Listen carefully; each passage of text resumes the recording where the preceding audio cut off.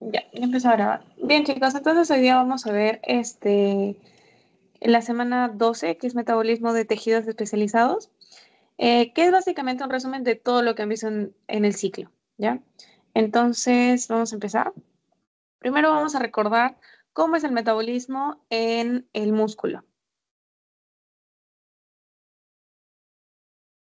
Bien, vamos a ir, acá les he puesto cuadritos para que ustedes se ubiquen más o menos, pero ya ustedes saben que son cosas que ya hemos ido viendo, entonces es cuestión también de que vayan repasando clases anteriores. No de forma específica, pero sí para ver qué pasa en la fase postprandial, en el reposo, fase posabsortiva, en el ayuno prolongado, etcétera, etcétera, ¿no? Dependiendo del tejido. Entonces, primero vamos a empezar con el tejido muscular y vamos a ir viendo fase por fase. Entonces, en la fase postprandial, que es la fase después de comer, básicamente, el, digamos, la fuente principal del músculo va a ser la glucosa, ¿no? Entonces, cuando nosotros comemos algo, ya sabemos que el páncreas va a liberar insulina, ¿no? Que la insulina ha sido ya previamente sintetizada por las células beta, entonces estas se van a secretar. ¿Para qué? Para que esta insulina active a los GLUT4 en el caso del músculo, y de esta forma la glucosa pueda ingresar a las células, ¿no? A los miocitos. Entonces, la insulina va a tener una función bastante importante en la fase postprandial porque va a hacer que la glucosa se pueda captar en el músculo, justamente por los GLUT, va también a estimular la captación de aminoácidos, además va a promover todo lo que es síntesis, ¿no? También promueve lo que es como capta aminoácidos, entonces lleva a que haya síntesis de proteínas, ¿no? De las proteínas musculares. Vamos a ver que inhibe la proteólisis, porque acuérdense, la insulina va a hacer todo lo que sea necesario para tratar de guardar energía, de guardar lo que pueda, porque ya hay. Entonces ya hay una fuente de energía, lo que ya no se tiene que usar, entonces lo empieza a guardar. Entonces empieza a hacer síntesis, ¿ya? No hace degradación, catabolismo básicamente.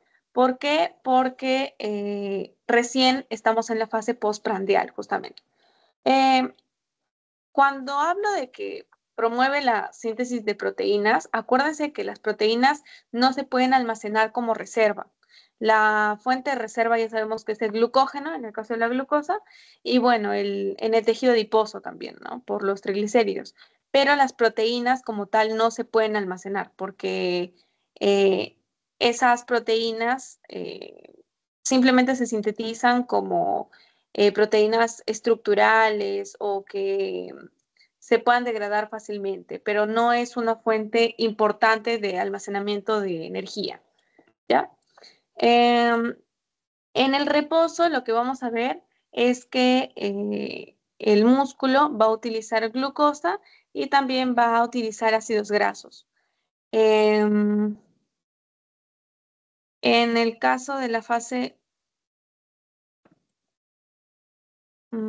bueno, y en el reposo ya saben, ¿no? Que como estamos en una fase de reposo, entonces no va a haber alta necesidad de energía. Entonces también los mecanismos de metabolismo de la célula también reducen su capacidad. Entonces, por ejemplo, la glicólisis, el ciclo de Krebs, empiezan a disminuir, ¿ya? Em, Bueno, en la fase posabsortiva y en el ayuno vamos a ver que los sustratos que va a utilizar el músculo van a ser los ácidos grasos y utilizan menos glucosa, ¿no? Em,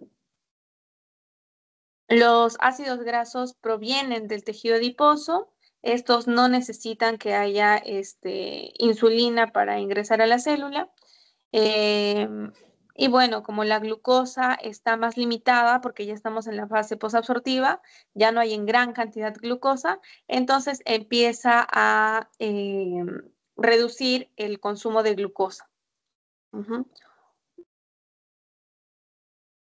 Entonces, en lugar de glucosa, el músculo empieza a usar ácidos grasos, ¿no? Es como que tu músculo quiere ahorrar energía, ¿ya? Y por eso usa ácidos grasos.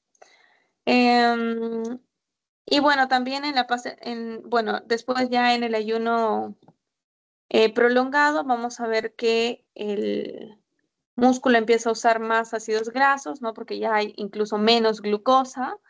Entonces, los ácidos grasos empiezan a ser su principal fuente energética.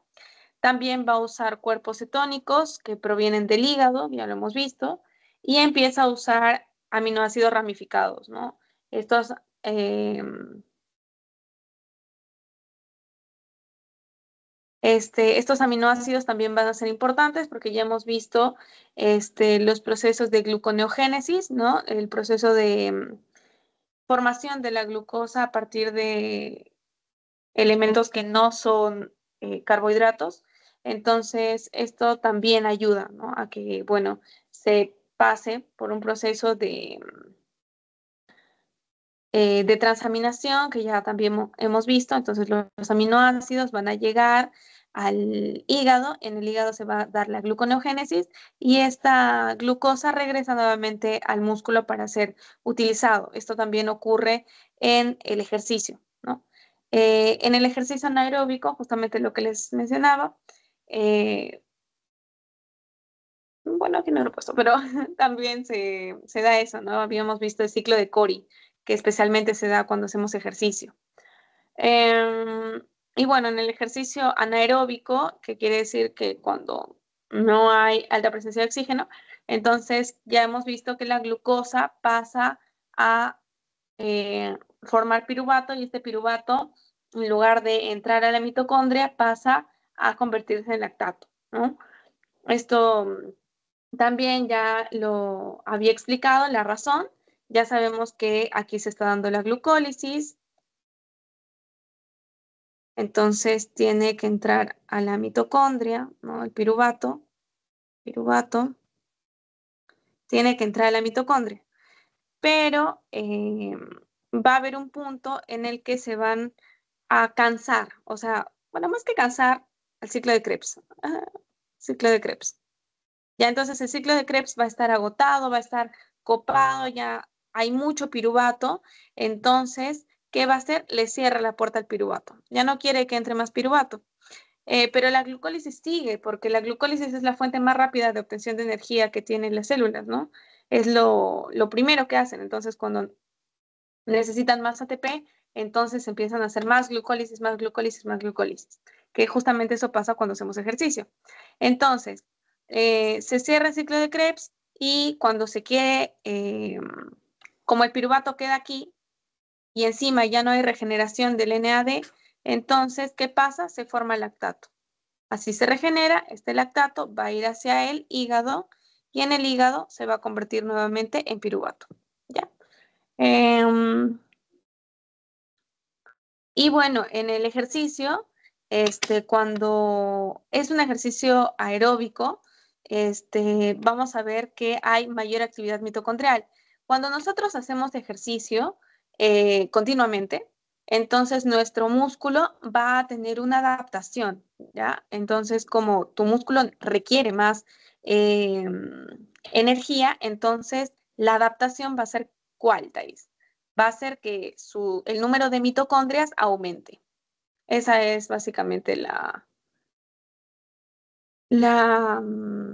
adaptación que va a tener las células del músculo. Ya chicos, hasta ahí me han entendido con respecto al músculo.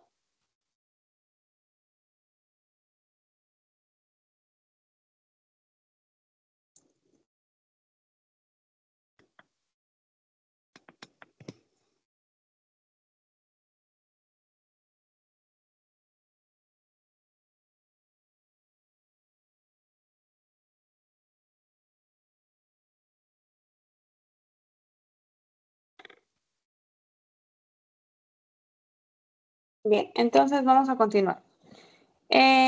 Ahora vamos a ver al tejido adiposo. Eh, bueno, En el tejido adiposo también, la vamos a ver por fases, ya vamos a ver en dos fases, en la fase postprandial y en el ayuno o en periodos de estrés. Entonces vamos a ver primero en la fase postprandial, eh, que bueno, en la fase postprandial vamos a tener una hormona clave que va a ser la insulina, ¿ya? Y las enzimas importantes van a ser la LP, la LLP, que es la lipasa lipoproteica. Eh, y bueno, vamos a ver, ya hemos visto también los lípidos.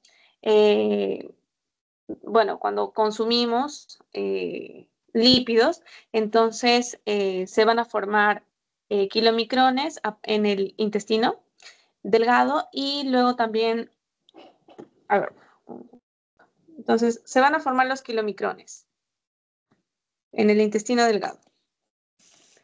Eh, y estos kilomicrones luego van a viajar, ¿no? Van a ir viajando y van a llegar al tejido adiposo. Entonces, en el tejido adiposo se van a encontrar con una lipasa lipoproteica y esta lipasa lipoproteica va a hacer que empiecen a liberarse ácidos grasos libres o no esterificados y estos ácidos grasos libres o no esterificados son los que entran al adipocito. También se libera, ya sabemos, glicerol, pero este glicerol no entra al adipocito.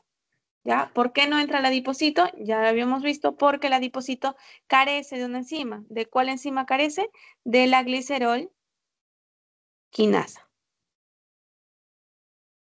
Entonces, eh, bueno, la cosa es que ingresen estos ácidos grasos no esterificados al adipocito, ¿no? En el adipocito luego se sintetizará nuevamente los triglicéridos y ahí se van a almacenar. Ya, ahora, ¿por qué he puesto acá la insulina? ¿Por qué has puesto la insulina, Thais? Porque acuérdense que la insulina va a estimular que se forme esta lipasa lipoproteica. Yo les dije que la insulina es todo lo que tiene que ver con síntesis, todo lo que tiene que ver con almacenamiento. Entonces, la insulina lo que quiere es que tú almacenes triglicéridos. Entonces, ¿qué hace? Hace que se estimule la síntesis de esta enzima que es importante para que se pueda almacenar los ácidos grasos no esterificados o ácidos grasos libres eh, en forma de triglicéridos, ¿ya? Eh, también la insulina es importante porque eh, cuando, va a permitir que la glucosa ingrese al adipocito por los GLUT4, porque el tejido adiposo también tiene GLUT4, y entonces permite que se forme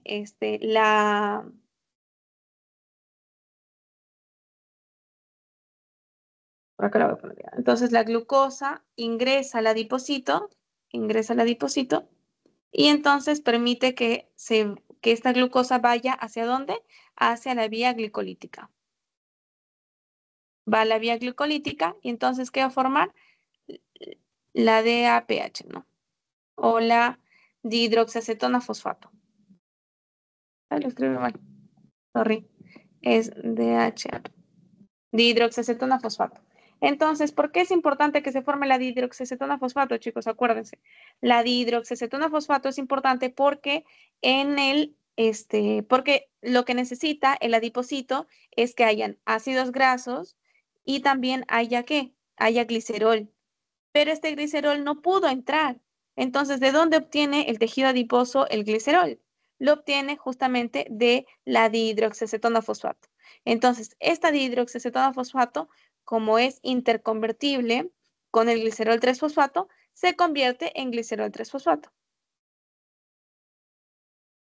Y este glicerol 3-fosfato entra aquí con los ácidos grasos que se supone que ya están activos y entonces forman los triacilglicerol o triglicéridos. Ya sabemos cómo se forman, ¿no? Primero se tiene que activar el ácido graso con ATP, entonces se forma acil-CoA, este acil-CoA luego se une con otro, forman se une con el glicerol y van a formar un monoacilglicerol y luego se une otro ácido graso activo y forman el diacilglicerol y luego se une otro ácido graso activo y forma el triacilglicerol o los triglicéridos. ¿Ya? Entonces, eso es lo que va a pasar y por eso es importante este metabolismo en los adipocitos. Ya sabemos que este glicerol que no pudo entrar al adipocito, entonces este glicerol, ¿qué va a pasar? Este regresa al hígado. Ya regresa al hígado. ¿Por qué? Porque no puede entrar al adipocito, no se olviden. Y bueno, el uso de la glucosa es justamente para obtener el glicerol 3-fosfato. Eso es en la etapa postprandial, eso es cuando hubieron kilomicrones, cuando hubo glucosa, etc. ¿Qué va a pasar en el ayuno o en un estado de estrés? Entonces, lo que va a pasar es que van a activarse otras hormonas, ¿no? Como el glucagón o las catecolaminas. Catecolaminas como la adrenalina, por ejemplo. Entonces,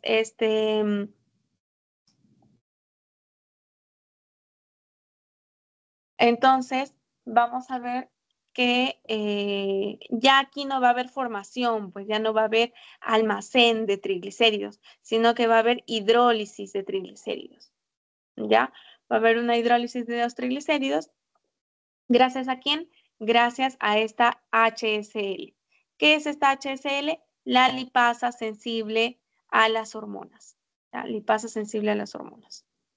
Lipasa sensible a las hormonas. A las hormonas. Entonces, esta lipasa sensible a las hormonas lo que va a hacer es degradar a las grasas, hidrolizar a los triglicéridos. Entonces, estos triglicéridos se empiezan a degradar y van a formar ácidos grasos no esterificados nuevamente. Estos van a ir hacia el hígado para que para la formación de glucosa a través del proceso de gluconeogénesis. ¿Ya? Neogénesis. Esto es porque dentro de nuestro cuerpo no tenemos glucosa, tenemos muy bajita. Entonces, como ya no se puede, entonces se usa otro tipo de energía a través de los ácidos grasos. ¿Se entendió esta parte, chicos, del tejido adiposo?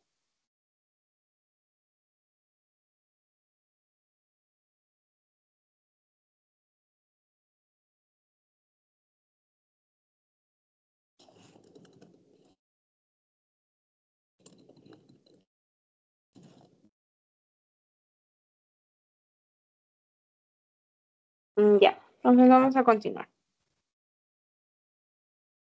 Ahora vamos a ir con el músculo cardíaco. ¿Qué pasa con el músculo cardíaco? El músculo cardíaco, como ya hemos estudiado en Fisio 1, tiende a usar ácidos grasos, ¿no? Tiende a usar ácidos grasos. Pero bueno, en la fase postprandial, cuando hay mayor cantidad de glucosa y ya sabemos que el glucagón y las catecolaminas son las que activan a la HCl, la lipasa sensible a las hormonas, como vimos acá. Entonces, cuando hay insulina, no. Entonces, se va a tratar de guardar esos triglicéridos, esos ácidos grasos. Entonces, en la fase postprandial, el músculo cardíaco va a tener como principal sustrato a la glucosa, al piruvato y al lactato. ¿Ya? ¿Esto por qué? Porque las concentraciones de ácidos grasos en el plasma van a ser bajos. Entonces, por eso el corazón empieza a usar glucosa, ¿no? Glucosa, que luego va a pasar a la vía glucolítica, entonces va a formar piruvato. Y como el corazón es un músculo que necesita mucha energía, o sea, mucha energía, mucho TP, entonces también va a pasar a ser lactato. Este lactato va a ir al hígado y así como ya hemos estado estudiando en el tejido eh, de músculo esquelético. ¿Qué va a pasar en el ayuno inicial? En el ayuno vamos a ver, vamos a ver que va a empezar a haber más ácidos grasos que glucosa. Entonces, el corazón empieza a usar ácidos grasos. ¿Ya? El músculo cardíaco empieza a usar de mejor forma los ácidos grasos. Y bueno, estos ácidos grasos ya sabemos que provienen del tejido adiposo, que ha sido nuestra fuente de reserva. Estos, para que formen o lleguen a formar ATP, van a tener que pasar por un proceso, ¿no? ¿Cuál era el proceso para que los ácidos grasos formen ATP? Ya no van a pasar por glucólisis, obviamente, van a pasar por beta oxidación. Beta oxidación. Entonces, después de la beta-oxidación, ya sabemos que se va a formar el acetil-CoA, el NADH y el FADH2. Entonces, se forman esos tres, el acetil-CoA, el NADH, el FADH2. Y bueno, esta FADH2 y este NADH ya sabemos que va a pasar ¿a dónde? A la cadena transportadora de electrones. A partir de la cadena transportadora de electrones se van a formar ATPs. Y también en el ayuno prolongado van a empezar también a aumentar los niveles de cuerpos cetónicos. Entonces van a haber más cuerpos cetónicos que ácidos grasos. Entonces, mientras el ayuno se vuelva más prolongado, mientras vaya avanzando más, entonces los cuerpos cetónicos que van a ser los más abundantes se van a convertir en la fuente principal del músculo cardíaco para su fuente de energía, ¿no? Bien, ahora vamos a pasar al hígado. Primero, los glóbulos rojos, ¿ya? Porque el hígado es larguito. Entonces, vamos a ver los glóbulos rojos. Los glóbulos rojos ya sabemos que son elementos formes de la sangre. Estos glóbulos rojos no van a tener mitocondrias, en realidad ya no tienen ni núcleo, ni mitocondrias, ni aparato de Golgi, nada tienen. Entonces, si no tienen mitocondrias, ¿qué procesos ya no se van a desarrollar en los glóbulos rojos? Ya no se va a desarrollar ni el ciclo de Krebs, tampoco se va a desarrollar la cadena transportadora de electrones. Entonces, lo principal para los glóbulos rojos es que haya glucosa. ¿Por qué? Porque la glucosa va a pasar por la vía glucolítica y de la vía glucolítica va a formar piruvato y para regenerar el NAD, entonces, ¿qué va a formar? Lactato, ¿no? Entonces se regenera, el NADH vuelve a ser NAD, entonces ya se regeneró. Y ya habíamos visto que las fuentes de lactato, o sea, el hígado recibe lactato. ¿De quién recibe el lactato? De los glóbulos rojos principalmente y del músculo cuando hay actividad física. ¿Ya? Entonces ya sabemos que van a tener los glóbulos rojos una glucólisis anaerobia porque no tienen mitocondrias. Que bueno, la glucólisis en realidad no importa, ¿no? O sea, no importa que sea aerobia o anaerobia porque igual va a formar piruvato. Lo único que lo diferencia es que ya después ese piruvato se va a formar, va a llegar a formar lactato. Entonces, como ahí dice, el producto final ya no va a ser el piruvato, sino va a ser el lactato. Y este lactato se forma gracias a una enzima que es la lactato deshidrogenasa. ¿Ya? Y esa es para la regeneración del NAD. O sea, en realidad el glóbulo rojo no le interesa darle lactato al hígado, o sea, no le importa. Lo que importa es que el glóbulo rojo siga produciendo ATP. Y la forma para que siga produciendo ATP es a través de la conversión de piruvato a lactato.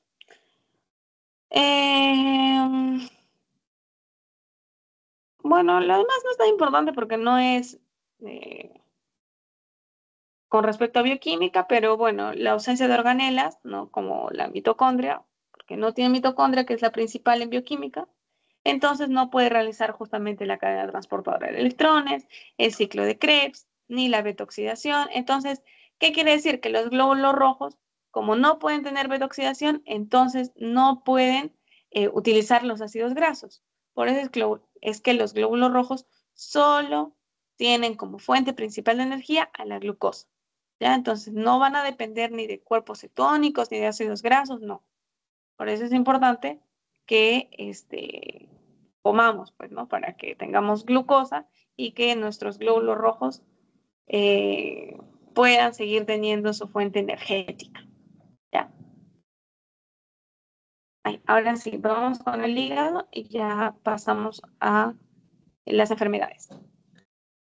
Bien, el hígado ya hemos visto que es lo más importante en bioquímica, así que esto sí es esencial, que se acuerden de todo lo que hemos estado viendo durante todas estas semanas.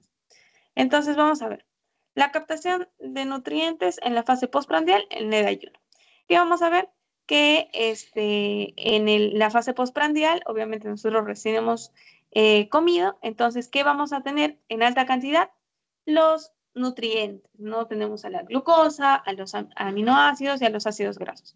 Entonces, estos nutrientes que van a estar en el intestino, ¿no? Que van a tener su proceso de degradación por las enzimas intestinales que tenemos y todo ello, van a pasar ¿hacia dónde? Van a pasar al hígado. ¿A través de quién? De la vena porta. Entonces, la vena porta hace que la glucosa, los aminoácidos, los ácidos grasos lleguen hacia el hígado.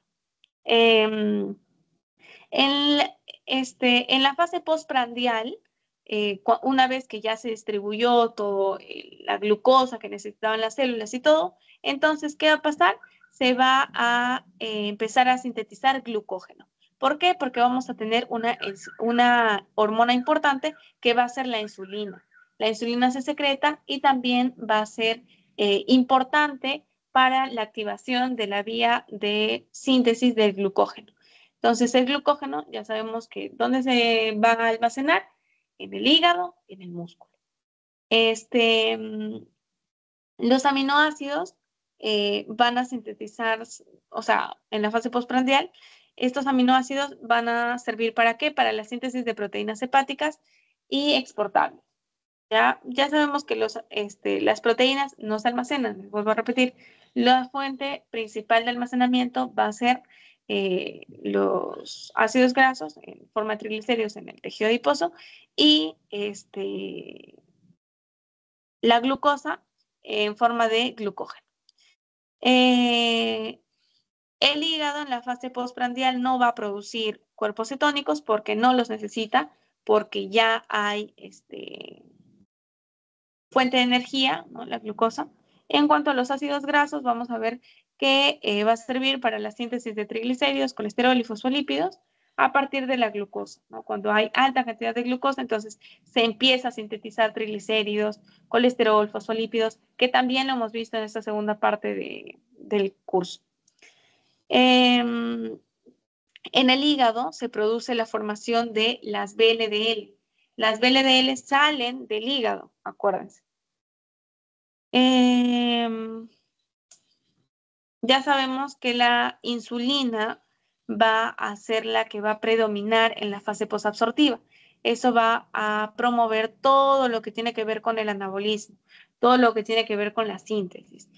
Síntesis de proteínas, síntesis de triglicéridos, síntesis de glucógeno. Y eso es lo que básicamente va a ser el hígado en la fase postprandial, todo lo que tenga que ver con almacenamiento y todo lo que tenga que ver con la distribución de nutrientes, porque los nutrientes también llegan al hígado y empiezan a distribuirse, pues empiezan a distribuirse.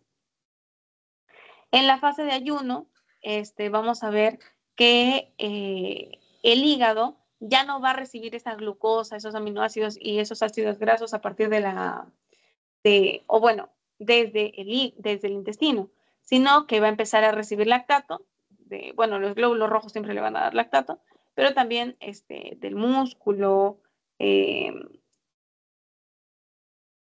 corazón también, ¿no? También va a recibir aminoácidos provenientes del músculo principalmente y ácidos grasos que vienen del tejido adiposo. La glucosa aquí empieza a degradarse, ¿no? Su forma de almacenamiento, que era el glucógeno, empieza a degradarse y se da la glucogenólisis. Y empiezan a sintetizar, y el hígado también va a empezar a sintetizar glucosa por la gluconeogénesis. Y por ambos, ¿no? Para la síntesis para la producción de glucosa va a degradar glucógeno y va a formar glucosa a partir de elementos que no sean carbohidratos. También no usa estos aminoácidos para formación de glucosa por la gluconeogénesis. Utiliza los ácidos grasos para la beta-oxidación y que de esta forma se obtenga el acetil-CoA. Cuando hay un exceso de acetil-CoA, produce cuerpos cetónicos. Entonces, cuando ya hay un exceso de acetil-CoA, o sea, ya empieza a haber mucha beta-oxidación, entonces, ¿qué hace? El hígado empieza a formar cuerpos cetónicos. Ya, los cuerpos cetónicos ya empiezan a formarse cuando ya hay un ayuno más prolongado. Y bueno, aquí la insulina va a empezar a disminuir y lo que va a aumentar es el glucagón. Y justamente este glucagón induce a que haya degradación del glucógeno y que ya no haya síntesis. O sea, el hígado dice, pero yo quiero seguir sintetizando. No, ya nada. No hay, ya no hay ni siquiera un poco de glucosa para las otras células, entonces ya no se va a poder hacer nada.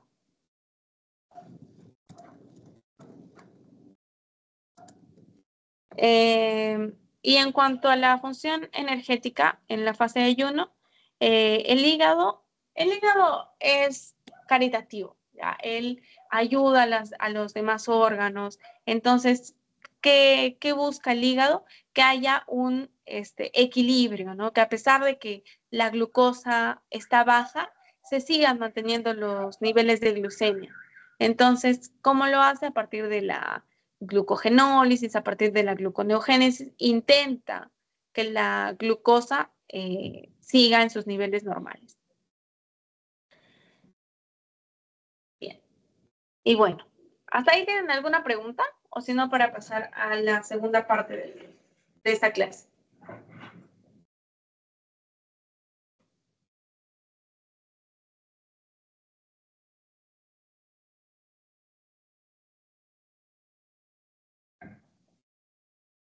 Bien, Segunda entonces, parte. ¿sí?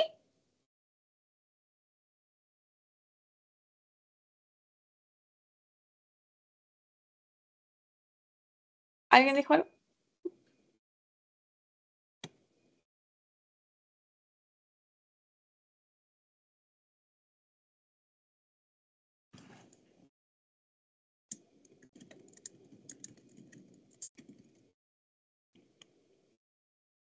Bien, entonces, si ha quedado todo claro, vamos a continuar. Bien, ahora vamos a ver los radicales libres y cómo estos radicales libres hacen que empezamos cómo estos radicales libres provocan que tengamos diferentes enfermedades. ¿Ya? Los radicales libres seguramente ya lo han escuchado en química, porque yo me acuerdo que cuando estaba en primer ciclo escuchaba un montón de radicales libres y yo no sabía qué era. Pero bueno, los radicales libres son moléculas o fragmentos de moléculas que pueden tener uno o más de un electrón desapareado. Eso los vuelve tóxicos para nuestras células. Entonces, por ejemplo, aquí vemos una célula que está normal, entonces empieza a haber radicales libres. Estos radicales libres atacan a las células, hacen que se forme el estrés oxidativo y esto hace que se empiecen a formar, o bueno, que se produzcan diferentes enfermedades. ¿Ya? Pero,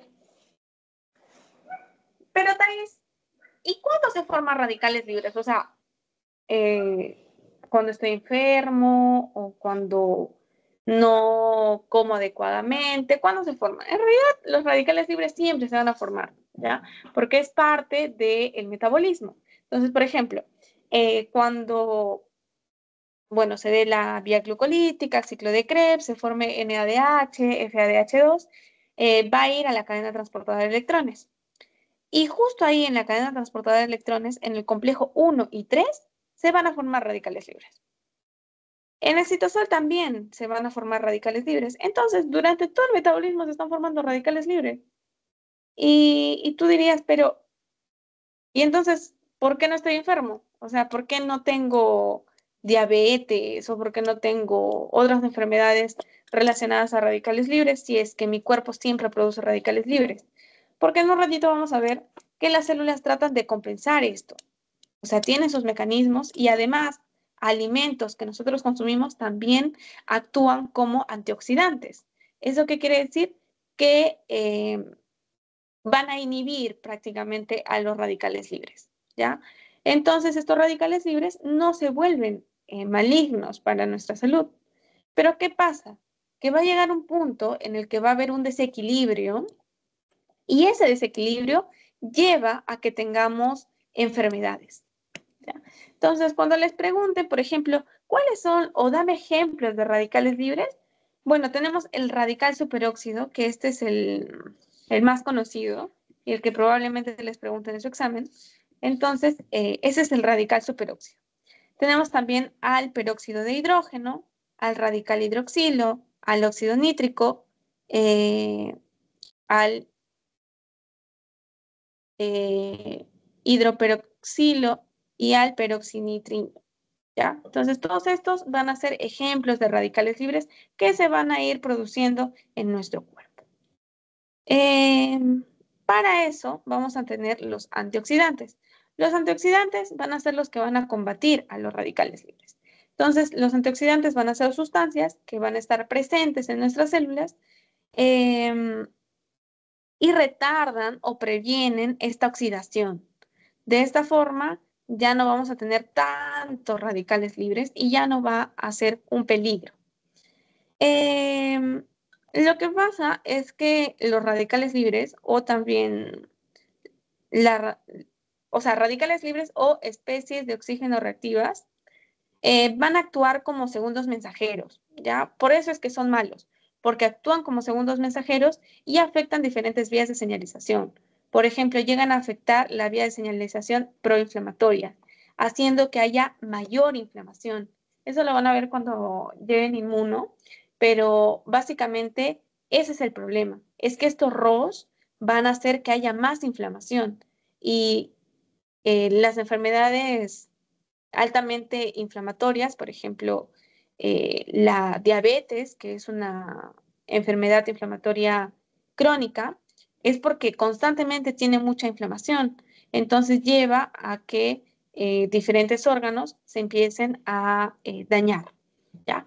Y también va a afectar la modulación de la expresión de genes. Pero para eso tenemos a los antioxidantes. Entonces vamos a tener al sistema antioxidante que van a ser, según sus características bioquímicas, enzimáticos y no enzimáticos. Los enzimáticos tenemos a la catalasa, a la superóxido dismutasa, a la glutatión peroxidasa y a la glutatión reductasa. Entonces estas van a ser enzimas que van a hacer que estos radicales libres van a prevenir, van a retardar la oxidación de estos radicales libres. Esto sí, apréndanse de memoria, porque yo me acuerdo que me vino en una pregunta del parcial. En sí no les puedo dar las preguntas del parcial porque no nos dieron el examen y tampoco nos dieron las preguntas. Creo que lo revisamos, sí, lo revisamos en el mismo salón. Entonces no creo que puedan conseguir el examen. Pero sí, esta, yo me acuerdo que me preguntaron. Y los no enzimáticos que están presentes en frutas y verduras, tenemos a los flavonoides, a los carotenoides, la vitamina C, que es conocidísima, la vitamina E, la antocianinas, el glutatión, el ceruloplasmina y la transferrina. Ya, todos estos son no enzimáticos que son los que normalmente nosotros consumimos. ¿Y cuál es el mecanismo de acción?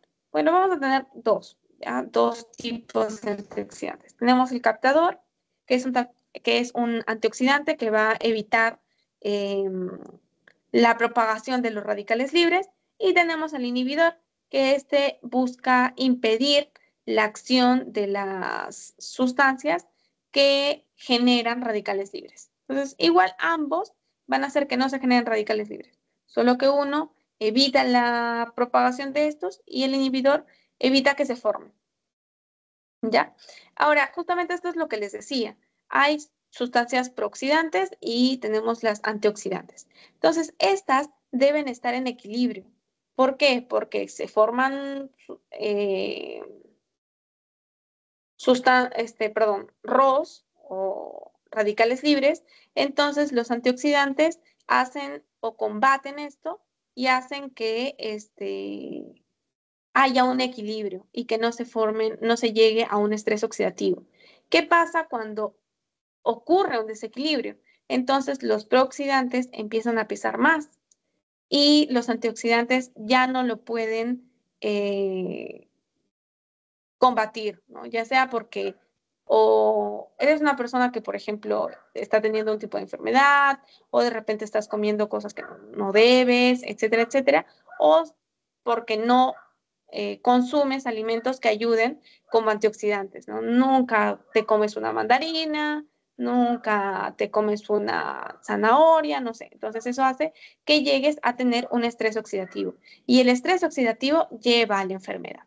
Entonces, lo que lleva a la enfermedad es el desequilibrio que hay entre los prooxidantes y los antioxidantes. Ahora sí vamos a hablar de las enfermedades. Entonces, vamos a tocar una, dos, tres, cuatro enfermedades que son proinflamatorias. ¿Debido a qué? Debido a los radicales libres. Entonces, vamos a empezar por la aterosclerosis. ¿Qué es la aterosclerosis, Thais? La aterosclerosis es un engrosamiento de las paredes arteriales y esto va a hacer que las arterias empiecen a perder elasticidad. Ya empiezan a perder elasticidad. Entonces vamos a tener aquí tres teorías. Vamos a tener la teoría lipídica, la teoría del daño endotelial y la teoría unificada. ¿Qué nos dice la teoría lipídica? Nos dice que la aterosclerosis se forma porque hemos consumido muchos lípidos, muchas grasas, y estos lípidos se empiezan a almacenar en la pared de nuestro vaso. Entonces, si nuestro vaso está así, está normal, entonces estos lípidos que hemos consumido en gran cantidad empiezan a almacenarse y empiezan a formar una especie de placas. Entonces, esto hace que obviamente las paredes de los vasos empiezan a engrosarse, ¿no? Y al engrosarse van a perder su elasticidad. Esta teoría nos dice que se da porque hay una elevación de los lípidos, ¿no? O sea, hay tantos lípidos que entonces empiezan a acumular en las paredes de las arterias. Tenemos también la teoría del daño endotelial, que básicamente nos dice que ha habido un daño en la pared del vaso. Puede ser, por ejemplo, en respuesta al estrés, ¿no? Justamente por el estrés oxidativo. Y que como ya hubo un daño, o sea, la pared quedó así, por ejemplo, así, entonces estos lípidos aprovechan y se meten aquí, ¿no? Y ahí se queda.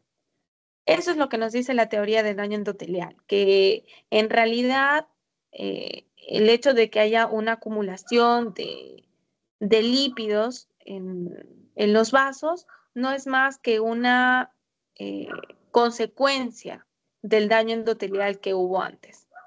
Y luego tenemos la teoría unificada, que básicamente es la unión de ambas teorías, que nos dice que hay ambos procesos y que el hecho de que se junten ambos procesos es lo que lleva a que tengamos aterosclerosis.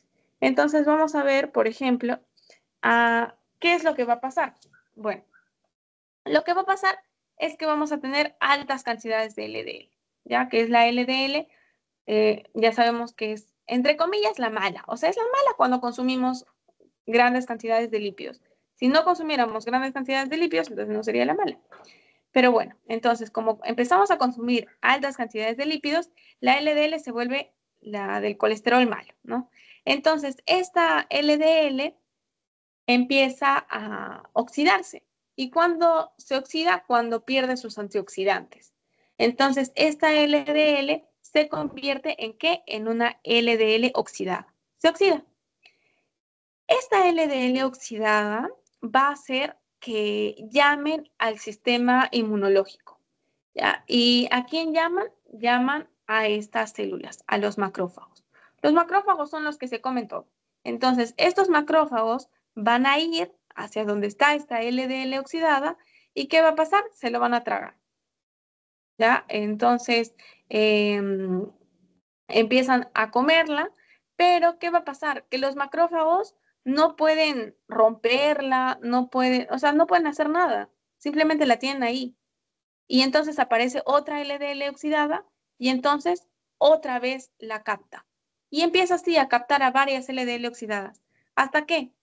Recuerden lo que les dije hace un rato, ellas no, o sea, el macrófago no lo puede hacer nada, no lo puede destruir. Entonces, ¿qué va a causar? Va a causar que se formen células espumosas, que son macrófagos que dentro han acumulado LDL oxidada.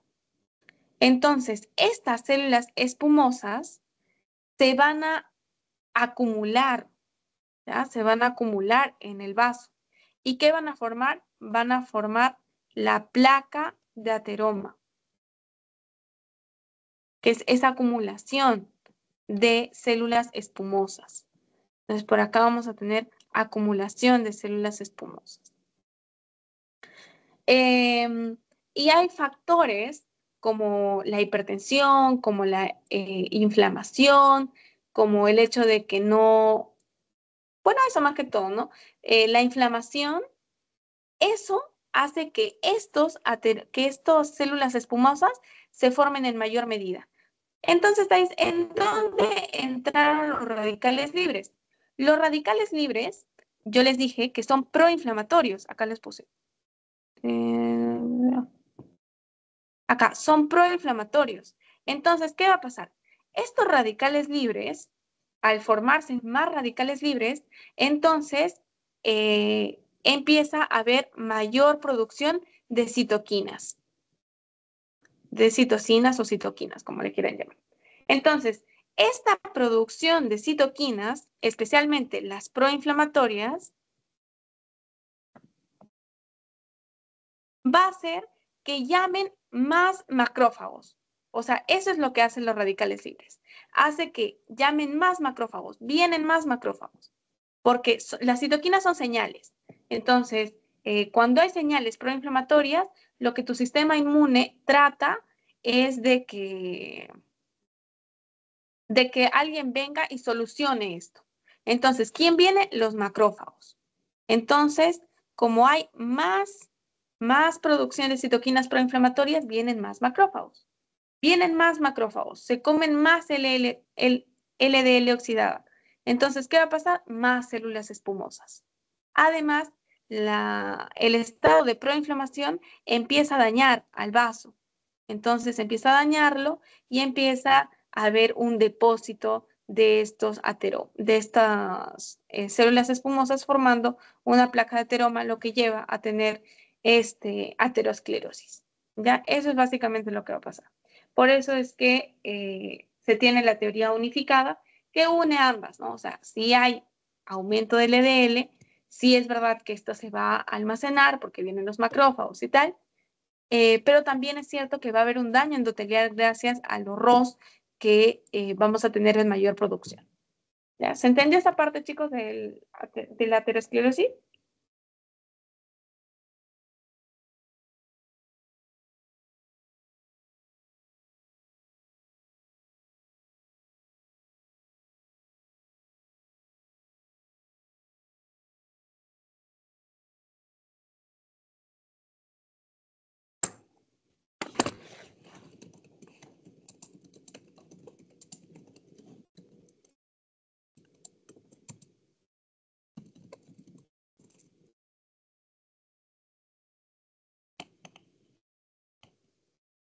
Ya, chévere. Entonces vamos a seguir eh, con la diabetes mellitus. Bien, entonces, en cuanto a la diabetes mellitus, esta es una enfermedad metabólica, ¿no? Vamos a tener diferentes tipos, en realidad, de diabetes. Tenemos la 1, la 2, eh, pero bueno, sigue siendo una enfermedad metabólica y los pacientes que tienen diabetes son pacientes que sufren estrés oxidativo crónico, ¿no? O sea, es un estrés que persiste. Entonces, vamos a ver que estos pacientes, como tienen un estrés eh, oxidativo crónico, van a tener diferentes dificultades, ¿no? Porque, bueno, la diabetes en sí es un aumento de la glucosa y tal, pero esto va a llevar a que después se genere daños en diferentes órganos, en el corazón, en los vasos sanguíneos, en los ojos, en los riñones, etcétera. Entonces, los pacientes que tienen diabetes empiezan a tener, bueno, si no se cuidan, empiezan a tener mayor cantidad de dificultades, ¿no? Entonces, vamos a ver cómo es que influye este estrés oxidativo en la diabetes. Eh, bueno, los radicales libres se van a formar a través de diferentes rutas en la diabetes. Ya vamos a tener principalmente la vía del poliol y la activación de la proteína quinasa C. Vamos a ver primero al poliol, que, bueno, cuando hay una gran cantidad de glucosa, o sea, estamos en un estado de hiperglucemia, entonces la exoquinasa, que ya sabemos que es la enzima que va a llevar a que la glucosa se convierta en glucosa 6-fosfato, entonces se empieza a saturar porque hay mucha glucosa, entonces para que lo convierta en glucosa 6-fosfato ya es mucho, ¿no? Es demasiado, ya no puede más. Entonces, esta glucosa se empieza a desviar y se va a la vía del poliol. Eh, yo sé que nunca habíamos hablado del poliol, pero bueno. Eh, lo importante es que sepan que en la vía del poliol, esta glucosa se llega a convertir en sorbitol. Ya se convierte en sorbitol. Esto va a causar que a la larga haya un desequilibrio en las coenzimas, ¿no? Como ya no hay tanta glucosa, entonces ya no se está formando tanto, entonces, ¿qué va a pasar? Ya no va a haber NADPH o NADH y va a haber un exceso de NADH. Esta NADH va a empezar a tener un proceso de oxidación. ¿Por qué? Por la enzima NADH oxidasa. Esta enzima NADH oxidasa es la que va a generar a los ROS, a las especies de oxígeno reactivas. Eh, y bueno, esta vía está relacionada con la ceguera. Pero eso no es lo importante es que gracias a esta NADH oxidasa se logra formar el ROS. ¿Ya? Entonces, hasta ahí ya sabemos, ya ahí hay un punto clave en donde estamos viendo formación de radicales libres. Eh,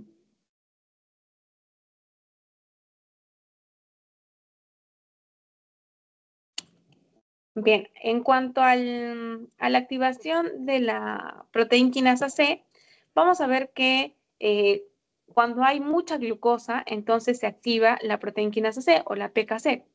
Esta PKC va a activar a la NADH oxidasa, ¿no? Que ya habíamos visto que justamente esta NADH oxidasa es la que va a formar a los ROS. Entonces, estos ROS ya habíamos visto que son altamente inflamatorios. Encima dañan el ADN. Entonces, esto hace que esté dañando el ADN, esté llevando un proceso de proinflamación. Esto hace que el paciente diabético esté en un estado crónico, pues, ¿no? Continuamente. Y en este caso, esta activación de la proteína quinasa C está asociado con las nefropatías y la retinopatía diabética, ¿ya? Con ambas. En cuanto a la resistencia a la insulina de la diabetes, vamos a ver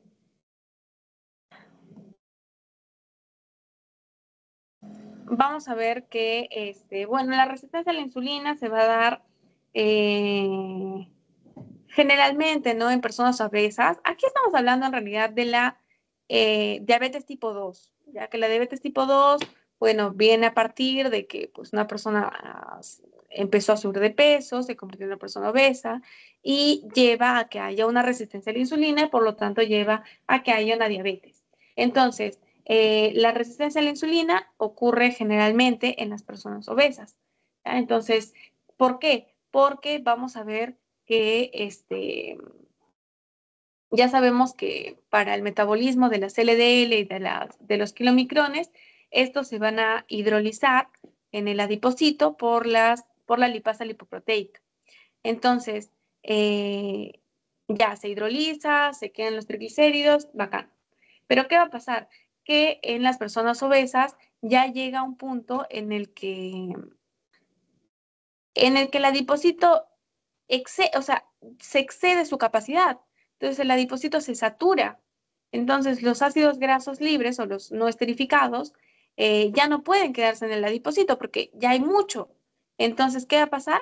Que estos ácidos grasos no esterificados van a ir ¿a dónde? Al hígado y al músculo. Entonces, ¿qué va a pasar? Estos ácidos grasos van a ir hacia el hígado y al músculo y entonces ahí se van a activar, ¿no? Se activan y se unen al glicerol. ¿Y qué va a pasar? Van a formar diacilglicerol.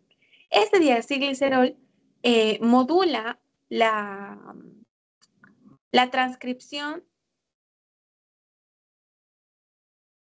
aquí lo escribo mal, pero bueno, el diacilglicerol va a activar los factores de transcripción del receptor de la insulina. Entonces, básicamente lo que va a hacer es que el diacilglicerol va a afectar a esto. Va a hacer que no haya una transcripción correcta del receptor de insulina. Al no haber una transcripción correcta del receptor de insulina, o sea, el receptor de insulina va a estar presente, pero ¿qué va a pasar? Que la síntesis del receptor de la insulina va a ser mala, o sea, no va a ser de forma adecuada. Entonces, como resultado, vamos a tener unos receptores de insulina, sí, pero unos receptores de insulina poco eficientes. Estos receptores de insulina poco eficientes van a causar resistencia a la insulina. ¿Ya? Eso es lo que va a pasar. Acuérdense, la resistencia a la insulina no se da porque el receptor no funciona o porque el receptor se murió o porque el receptor tiene a alguien ahí. No, se da porque es menos eficiente. Entonces, al ser menos eficiente, ya no recibe adecuadamente la insulina. Entonces, de esa forma se genera una resistencia a la insulina. Como consecuencia, bueno, vamos a tener consecuencia en el músculo, consecuencia en el hígado.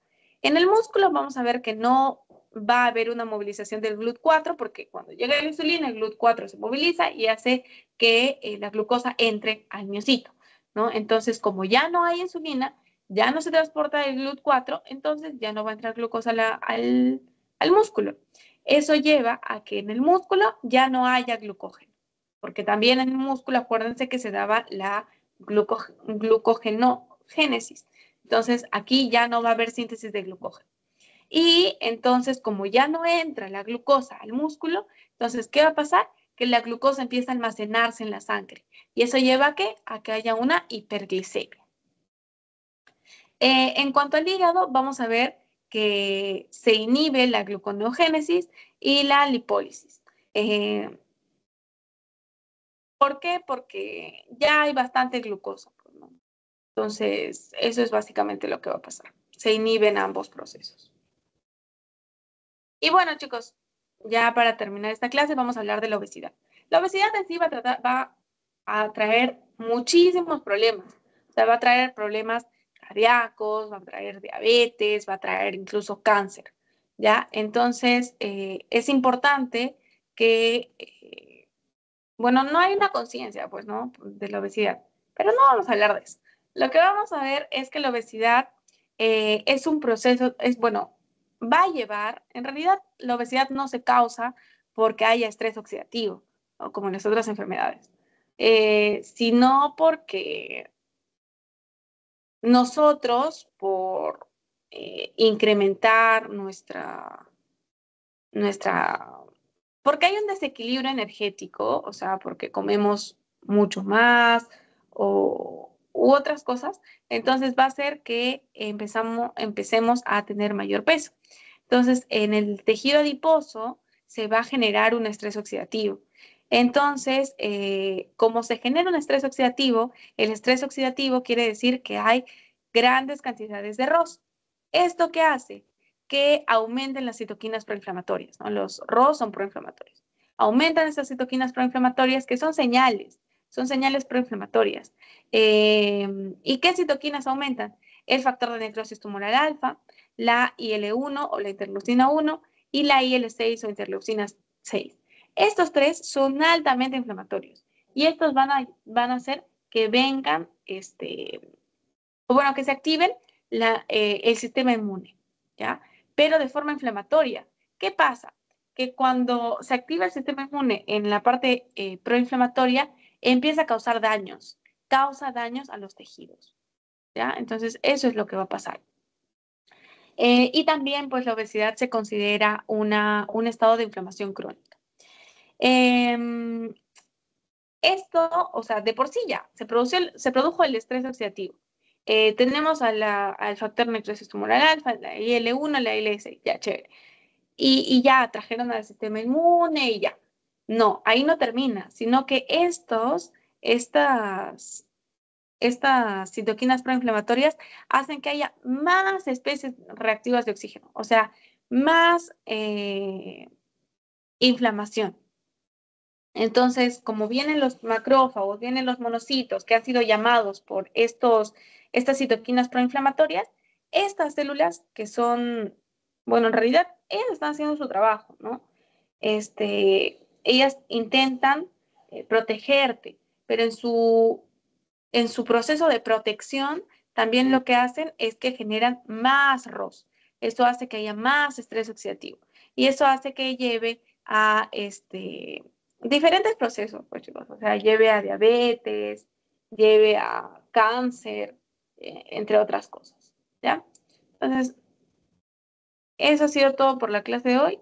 Ahí está la bibliografía, ahí está el agradecimiento.